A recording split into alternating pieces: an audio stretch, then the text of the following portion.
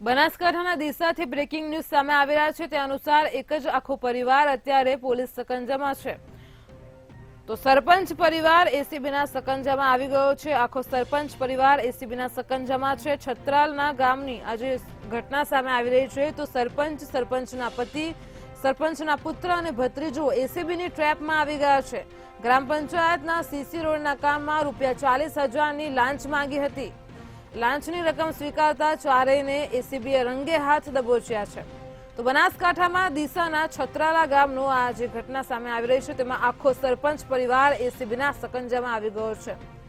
આખા સરપંચ પરિવારે એસીબીની ટ્રેપમાં આવી ગયો છે। સીસી રોડના કામમાં ₹40,000ની લાંચ માંગી હતી તે વિગતો સામે આવી રહી છે।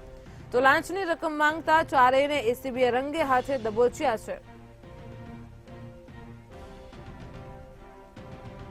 તો આજ મુદ્દે અમારી સાથે સંવાદદાતા રમેશ પટેલ ફોન લાઈન પર છે। જી રમેશ, તો જેવી રીતે ડીસામાંથી આ જે ઘટના સામે આવી રહી છે, આખો સરપંચ પરિવાર એસીબીના સકંજામાં છે, શું છે સમગ્ર વિગત? જી વાત કરવામાં આવે તો બનાસકાંઠા જિલ્લાના ડીસામાં છત્રાલા ગ્રામ પંચાયતના સરપંચનો પરિવાર એસીબીની ટ્રેપમાં ઝડપાયો છે। મહિલા સરપંચ, તેના પતિ, પુત્ર અને ભત્રીજો લાંચ લેતા રંગિયાથી ઝડપાયા છે। સીસી રોડનું કામ પૂર્ણ થતા કોન્ટ્રાક્ટરે ચેક આપવા માટે ટકાવારી પેટે ₹40,000ની માંગ કરી હતી। તેમાં લાંચ લેતા મહિલા સરપંચ સહિત 4 લોકો ઝડપાયા છે। તેમાં સરપંચ ગીતાબેન સોલંકી, પતિ દેવરાજી સોલંકી, પુત્ર વિક્રમ સોલંકી અને ભત્રીજા જયપાલજી સોલંકીની પાલનપુર એસીબીએ હાલમાં તો અટકાયત કરી અને વધુ તપાસ હાથ ધરી છે।